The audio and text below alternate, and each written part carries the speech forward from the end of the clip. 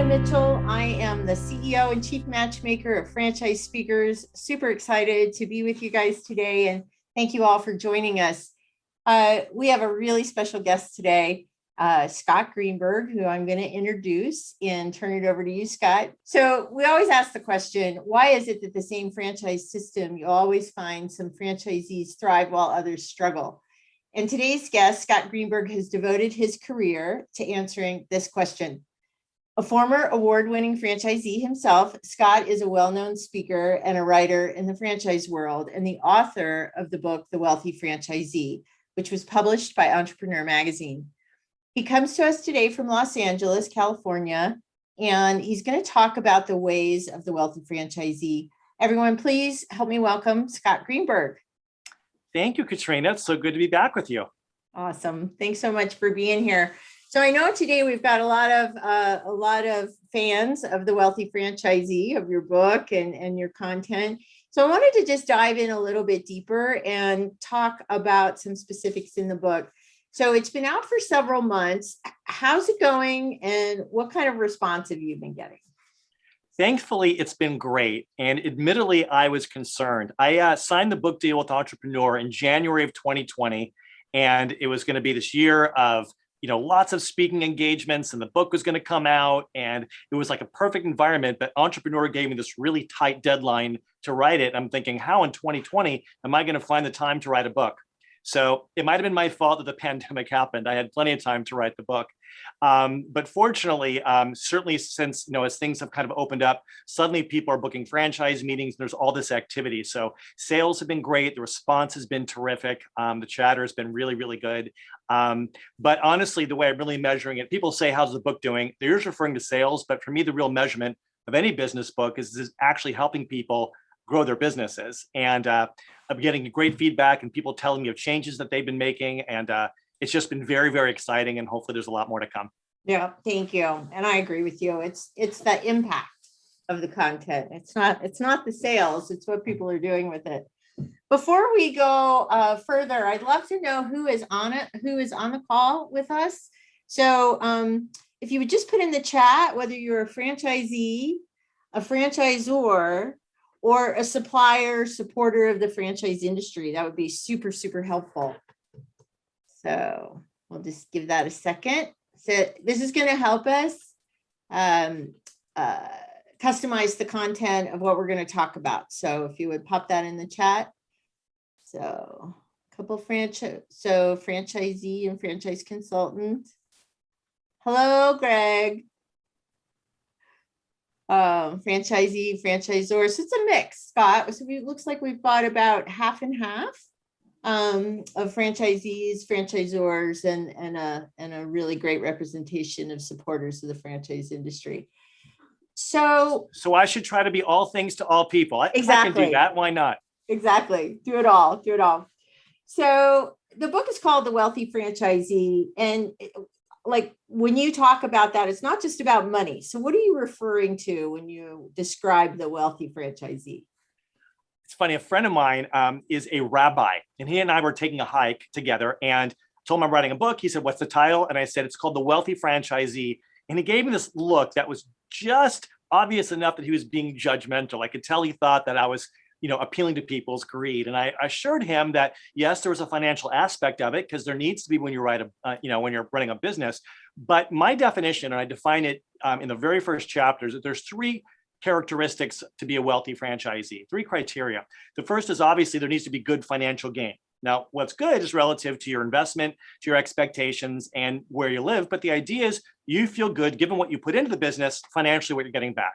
But that's just the first criteria, because you can find two franchisees, both are making $500,000 running the same business. But if one is doing it working 20 hours a week and the other one's working 80 hours a week, that's hardly the same thing.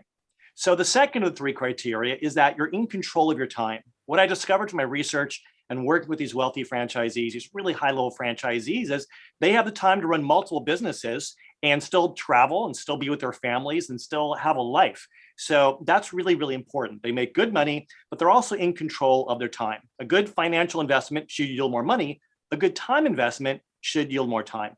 Yeah. The third criteria is that you have quality of life. You live a great life and your business helps you achieve that. So everyone who I profile in the book, the kind of franchisee that I help others become are those who can check off all three boxes. If you're just making money, that's not good enough. So the wealthy franchisee is someone who's making good money, they're in control of their time, and they have a good quality of life. Love that. Love that. And I definitely agree. All three elements are critical. They're important to our well-being and our success in our lives. So you talk about three factors that impact franchise performance. Talk about those three factors for us, would you? Sure. It's so important that, you can take any franchisee and there's three things that impact their businesses and distinguish them from all other franchisees. The first is everything circumstantial. Those are all those outside factors that absolutely impact our sales and our performance. So that's going to be the economy and the competition and the regulatory environment, certainly the pandemic. So all these things that are totally out of our control. Now, typical average franchisees love to blame circumstances for their lack of performance. Like, hey, in this environment, it's impossible to find employees. With the pandemic, we just can't make money. A lot of people love to blame things that are out of their control because emotionally they're able to protect themselves. Meanwhile, other people in the same circumstances in their brand are still making a ton of money. I was talking to a franchisor I met at the Titus Center for Franchising last month. Newer franchise system. They have 5 franchisees in a senior in-home care concept. Pandemic hits, they have to shut down. It's really difficult. They got back going. 4 of the 5 franchisees bounced back higher than ever, really thriving. But that 5th one isn't because she's still paralyzed, still focused on her circumstances rather than things where she doesn't have control. So I see this a lot. So it's not that circumstances don't matter. They matter very much, but they don't tell the whole story. So that's the first factor. There's our circumstances. The second thing is everything operational. What the franchisee pays the franchisor to learn. This is the systems and the processes and the recipes and the ingredients, all those proprietary methods, sales and marketing, all the stuff that keeps us busy. This is what the focus is on at most franchise conventions and most franchise books. People want to know, what do they have to do in order to be successful? The franchisor has created that system, created a means for replicating it and marketing it. They teach that to franchisees. So the promise that's out there is, well, if you embrace and stick to the system and work really hard, then you'll get the desired results. But the franchise world itself proves this isn't true. Because within every franchise system, you'll find plenty of people who are really working the same systems and sticking to it. Both are working really hard, but still getting very different results. See, it turns out that everything operational is not the secret to success. That's the prerequisite. That's just the basics, what you have to do to succeed. When you look at top franchisees, wealthy franchisees, people who are making money, in control of their time and have quality of life, there's actually a third thing that gives them their edge. Something that impacts everyone, but they do it well, and that is managing everything human, what each of us brings to our own business. So at the individual level, it would be our mindset and our level of resilience, our ability to keep a clear head. It's our willingness to embrace change and focus on continuous improvement. It's also our social skills, so our ability to really build a trustworthy partnership with the franchisor. I know Greg Nathan's watching, and he's the expert in that area, really being able to build high performance cultures within the organization. But then it's also the franchisee's ability to build their own teams and create cultures within their own walls. And then, of course, it's about the customer experience. So the individual part of humanity is our mindset. Collectively, it is our culture. And these things matter, Katrina, because marketing isn't just about advertising. It's about patience and faith. And managing employees isn't just about directing their work. It's about really developing them and engaging and inspire them. And great customer service can't just be about facilitating transactions. It really has to be about building connections and elevating their emotional state with the understanding that what the customer gets is less memorable than how the customer feels. So a franchisee could do all those things at the most basic level. They could adhere to the brand standards and what's in the franchise agreement, deliver on their promises and do a decent job, but still be very mediocre because they're not taking it to that higher level. What I've learned is from interviewing all these really great franchisees on top of solid operations, they're really good at these human factors. And when these things come together, now you have a recipe for success. So if you're a franchisee who's struggling, you really can't complain about the opportunity or about the business unless you're not only excelling in operations, but excelling in the human level.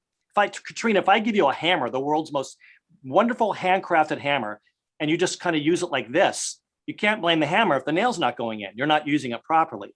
The franchisee who doesn't master the human elements on top of the operational elements, they're working with one hand. The only way for us to know how good the business is by excelling in both areas. Now, what's interesting is most franchisors absolutely get this. In fact, last week, I was doing a presentation for the entire executive team of junk luggers. And I describe this, they're nodding their heads, they agree. And so I asked them, I said, if you had to break down operations and the human elements percentage-wise in terms of how much they matter, what would you say? And the answers ranged from 50-50 to 40-60, 60 being mindset and human factors. So everyone agrees the human factors are absolutely critical. Now, junk luggers, they have a director of operations. Most franchises have a COO or a whole department of operations, but junk luggers does not have a director of human factors. Very few franchises have a chief cultural officer. That's where they have most of their struggles with franchisees. This is where the biggest problems are. Everyone agrees, but for some reason that defies logic, generally franchisors are not putting time, energy, and resources into doing that. But imagine if they did hire that someone or put more focus there, think about what that would do for the individual franchisees, for unit level profitability, and for the culture. Now, I'm fine with them not doing it because that's my job. That's where I fill in, and I love doing that. So all my work is about helping brands understand these three factors. They can't control their circumstances, but operations combined with the human element, that's where all the magic is. And that's the stuff that I find delicious. Yeah. It's that. That's just, it's so important. And I think too, from our perspective, we get the call all the time to help franchise brands find speakers and trainers. And they're like, we want tactical. And I'll say, well, what about mindset? What about communication? What about peak performance? What about culture? And a lot of times like, no, we want tactical sales. We want marketing. We want the things that they can take home and implement into their business. And I don't feel like there's the same level of willingness to embrace the skills that you're talking about. Look, those things, the tactics are absolutely important. There's no doubt about it. But all the right tactics with the wrong human factors, you're not going to get anywhere. And if you really focus on the problem, 9 times out of 10, it's something that's much more human in nature. Now, to just have a straight out motivational speaker who doesn't understand business show up at your meeting, not to knock any of the speakers you might work with, Katrina, it's not enough just to have the human elements. If you are all operations not human, you're going to hit a wall. You're not going to perform that well. And if you're strictly motivational and all about the human stuff, what we call soft skills, but you don't have the tactics to back it up, well, then you're going to be the most, motivated person in the soup line. Yeah. Both of these things are equally important. And I don't believe that enough franchisees or franchisors appreciate it because we call them soft skills. Yeah. And we get so busy, the hard skills, systems, it's much more tangible. And if I'm just really busy and I'm in motion, well, that's satisfying, even if I'm not being productive. Yeah. So it's a huge thing that I think people need to just kind of stop and think about. And when they do, they'll become a lot more efficient and their time will be much smarter. Yeah, thank you. And I stay away from the term soft skills. And I think that there's these are human skills. And what are we first and foremost? We're humans. So let's work on those skills. And then the rest of it's pretty easy, right? Yeah, look, if you want to run a business with a network of computers, then great. Have your algorithms, your ones and zeros, and you're fine. But if you want to have a network of human beings who have a heart and a brain and who are emotional, if you don't deal with the things that make them human, you're not going to maximize performance. Yeah, excellent. So, what are some of the ways of a what are some of the things that a wealthy franchisee does? So I'm going to focus on 3 today. And of course, if people ask questions, we can go a little bit deeper. The one that I like to talk about first is clarity. Katrina, the optimist says a glass like this is half full. The pessimist says it's half empty. The wealthy franchisee said this glass has 5 ounces of water. They are objective. I don't believe in positivity because when we're overly positive, overly enthusiastic, it causes us to indulge these things. It causes us to make irresponsible decisions that aren't based on data. So I don't really preach positivity much in business, and I definitely don't preach negativity. What I preach is clarity, the ability to get all those emotions and feelings kind of out of your head so you can get a lay of the land in a much more deliberate way. See, in our brain, we all have the amygdala. That's responsible for our fight or flight response. It's an important part of our survival. But when the amygdala is active, it blocks the neural pathways to the prefrontal cortex, which is the part of the brain responsible for logic and reason and problem solving. So what this means is when we're freaking out about stuff, when we're all in our heads and are emotional, we can't access the part of our brains that we need to come up with good ideas and come up with solutions. So the first thing that I've noticed about these wealthy franchisees is they feel their emotions, but they're aware of it, and they do whatever they have to do to put them in check. Take a deep breath, take a walk, meditate. Everyone does something different, but to recognize their own humanity and to not give in to that subjectivity. So it's really, really important that we're able to keep a clear head. And it's important that franchisors understand that. I remember, Katrina, I was a franchisee for 10 years at Edible Arrangements. And I remember going in for training. I show up in Connecticut at this corporate kitchen. There's like 20 of us around a big table, and they start showing us how to make the arrangements. So the trainers, they're talking, telling us how many skewers, how many pieces of fruit, how to cut them. But in my voice, there's all the negative self-talk saying, you're never going to learn this. Everyone else's arrangements look much better than yours. All this self-doubt, all this mental junk was there that prevented me from listening, that prevented me from absolutely learning. And I'd like to think I'm, a relatively smart person. And talking to a lot of franchisees, everyone has these voices and the self-doubt and the catastrophizing and trust issues. And the idea is to catch yourself thinking that way, take a deep breath, get yourself to your point of clarity before doing anything else. I've done a lot of trainings for people in the field for franchisors. So for the field team who the franchisors send out to help franchisees. And they tell me that 9/10 of their job, I saw that sneeze, Katrina, bless you. 9/10 their job is being unofficial psychologists because they see franchisees get in their heads. And so the ability to really understand what that's like and have empathy and get them back to their point of clarity is absolutely critical. So that is the first one. And by the way, I'm now seeing the chat and I see that Greg says that the soft skills are the hardest. It's really true. It's the soft skills that lead to the hard results. So thank you for that, Greg. So that's the first thing. Now here's the second one that I don't really talk about as much in the book, but it's something I've been sharing a little bit more in my presentations. Another thing I noticed that's part of the wealthy franchisee way is the way franchisees choose to manage their time. Earlier I said that everything operational is it's emotionally satisfying because it's tangible compared to these bigger things. Well, that includes absolute busyness. I think busyness is the biggest problem in franchising.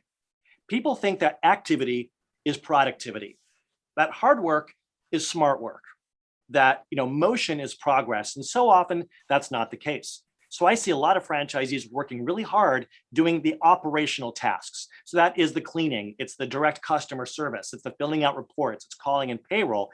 These are tangible things. They think if they do it themselves, they're saving money.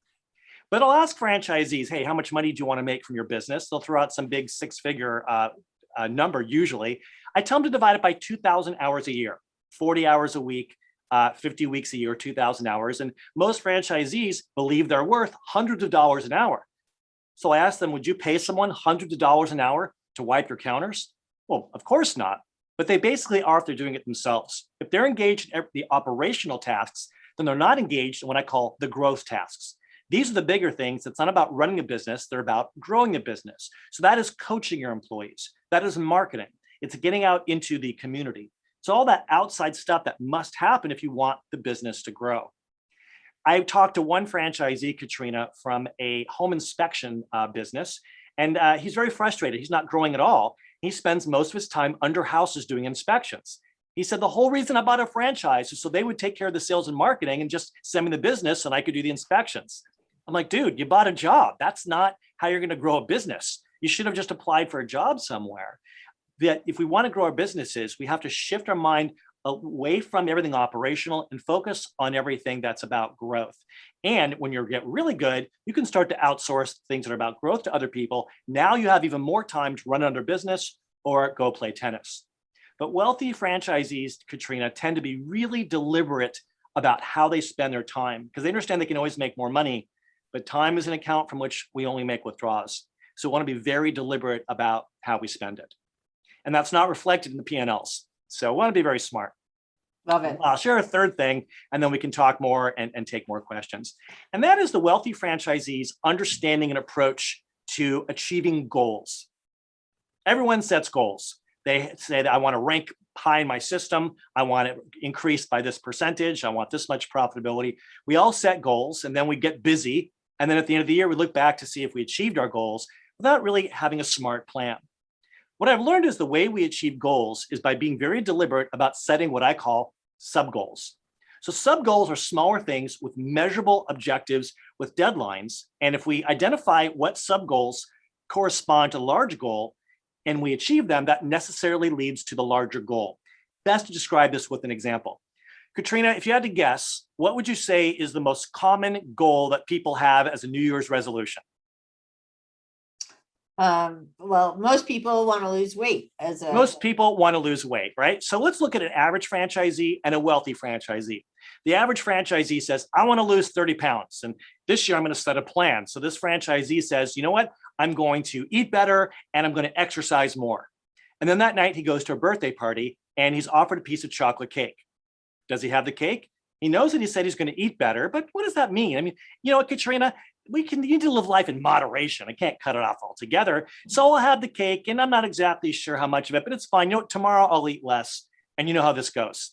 So what does it even mean to eat better? He says he's going to exercise more. Well, what does that mean? How often does he go to the gym? What should he do when he gets there? I go to a gym 2 blocks from my house, and there's a guy I see there every single morning who's never exercising, ever. He's walking around with a towel, talking to people. Every now and then I'll see him in a little machine just doing this back thing a little bit. He's just socializing. Now, maybe that's the reason why he's there, but if he's there to lose weight, well, it's not working for him. He can tell himself he went to the gym, but he's not really achieving anything. But this is what the typical people do, is they just set some broad goal and they don't really have a plan to get there. Here's what the wealthy franchisee does. She says, I want to lose 30 pounds. So she's going to come up with a plan to do it. She says that she's not just going to eat better. She says, I'm going to limit myself to 2,000 calories a day, 80% of which are proteins, lean proteins, and veggies. So this is something that she can measure. It takes some work. Welcome to setting goals. Welcome to achieving, right? So she has to count a little bit and do a little bit of research. But by the time she gets to the birthday party and she says, hey, would you like some chocolate cake? She knows that she has a thin slice. She still is within her 2,000 calories and she still has that 20% margin. So she knows that she can have it without deviating from her plan. On a given day, she knows what she can and cannot do. And when she goes to bed, she knows if she made progress. She doesn't just say she's going to exercise more. She says, in order for me to burn the calories I want, I need to have cardio exercise 240 minutes a week at 120 beats per minute. So again, she knows how often, she knows how long, she knows how rigorous. And if one day she doesn't do it, she knows that day she's moved backwards, so she knows what to do the next day. Setting sub goals is critical for running a business, because if you set smart sub goals and you actively measure them and monitor them, you will necessarily achieve the larger goals, at least at the best to your extent. So it's a very different way of thinking. Two people can be very busy, but they're not necessarily productive. So I can go on all day. I could write a book about the ways of the wealthy franchisee. Heck, I did. Oh, I think you did. That's right. But for now, I think if the franchisees who are here, if they could focus on keeping a clear head, being very deliberate about how they're spending their time, and be very deliberate about their approach to achieving goals, they're going to be a lot more likely to actually achieve them and grow their business. Awesome. Thank you. Well, we've got a couple more minutes before we open it up for Q&A. Did you possibly want to chat a little bit about 30-second leadership, which is another brilliant tool that you share? Yeah, probably the biggest thing that people ask me about or come to me about for advice or coaching is on how to manage employees. And of course, these days it's how to find employees, which is a whole other issue. But once they have them, they can't keep them, and they say they don't know how to motivate them. And so what I have done is, with a colleague of mine who actually hired me a couple of years ago to recreate the management training program for his restaurant chain, together we created a model that allows people within 30 seconds to evaluate for a given task where does an employee need? It's actually, there's a diagnosis there by looking at their mindset and their skill set equally, the two things that are important. And then based on our diagnosis, they use our model to determine what is the best corresponding coaching to boost their performance. So we created this on the floor of his restaurants. I've now turned it into a workshop and a presentation of a module in it in my online course. And it's probably the best thing I've ever done in terms of the feedback that I get. So it's very hard skills. That's all about giving you a tool to understand how to best coach employees by diagnosing and based on your diagnosis, determining the best corresponding approach to coaching them. So people love it because by the time the session is over, they know exactly what they can start doing to help their employees. And it's funny, Anytime Fitness brought me in to do this for all their international master licensees, their master franchisors. When I was done, I asked any questions, and one gentleman raised his hand. He says, "I don't have a question. I just want you to know I've realized I'm a terrible leader." And everyone laughed because he realized he was treating everyone the same way, managing everyone the same way, which is like a doctor giving everyone the same diagnosis, giving them all the same prescription, and then being surprised when a lot of them suddenly are worse. That's how most of us manage. So the purpose of 30-second leadership is to give busy managers and franchisees a tool to quickly diagnose what someone needs and then determine the best way to coach them for higher performance. I love that. And I appreciate, I remember it was a little bit ago, I was having some issues with some folks on my team, and I was talking to you about it, and you were like, well, is that mindset or skill set? I was like, oh, it was a head smacker for me. I was like, why am I not using 30-second leadership on this? I should be using this tool. I know this tool. So it was great. So before we dive into Q&A, I want to encourage anyone to please put your questions in chat for Scott, and we'll dive into that. But I'd also like to just talk a little bit about the book. I want to share what some brands have been doing. This book literally, guys, is on fire. We have clients, and I think one of our good supporters is on, where they read the book and then say, wait, no, we need our whole leadership team to get the book. And wait, we need it for all our franchisees. And wait a minute, I need Scott to come speak on this content at our convention. So I think that when people get involved, get engaged with this and start reading it, it just spreads like a wildfire. It's just awesome. And I feel that helping systems really embrace it in all elements of their culture is kind of our mission, right? Like it's what you and I are up to. So also, I would like you to talk just a little bit about the Business Breakthrough Program. So share what that's all about. The purpose of the book is to give people a real in-depth look at wealthy franchisees, understanding what they do so the rest of us can figure out how to replicate their success. So for people who want to deep dive and really want to explore that, that's what the book is for. But a lot of people don't necessarily like to read, or they want to somehow take a step from understanding something to actually applying it in their businesses. So I've created an online program for franchise business owners where I actually guide them through the process with the least amount they need to know so that they're very busy, but they can learn what they need to know. I give them assignments, and then I give them actions to apply in their businesses so they're immediately on the path towards building a business and doing things the way of the wealthy franchisee. So there's a certain amount of instruction, there are exercises, but most important, there's action to take in your businesses. And so it's a 14-week program, 7 modules, all highly practical, combination of hard skills and soft skills, but also valuable tools. There's like a spreadsheet for using 30-second leadership, all kinds of tools to help people grow their business. And then for the higher tiers, you're actually part of the wealthy franchisee community. So there's a private Facebook group where you can post questions and interact with franchisees from other systems who have the same sensibility. And then once a month, I moderate a live mastermind meeting. So everyone's there, they're asking questions, we're sharing ideas, and so you're part of a community. So it's been great. We now have a number of franchise systems that are using it for onboarding. All new franchisees will now be going through the program, and a lot of individual franchisees. And the highest tier, you get one-on-one coaching with me. So it's my way of giving franchisees an opportunity to make a little bit of an investment that has a huge return in growing their business. Great. Thank you so much. And you mentioned there's so many ways that creative franchisors are leveraging a combination of, we call them partner packages, of your book, Scott, for purchasing book in bulk, the books in bulk for all franchisees, plus the Business Breakthrough Program, plus you speaking live or virtually. And we put it all together in a package that serves exactly what that franchisor needs to accomplish.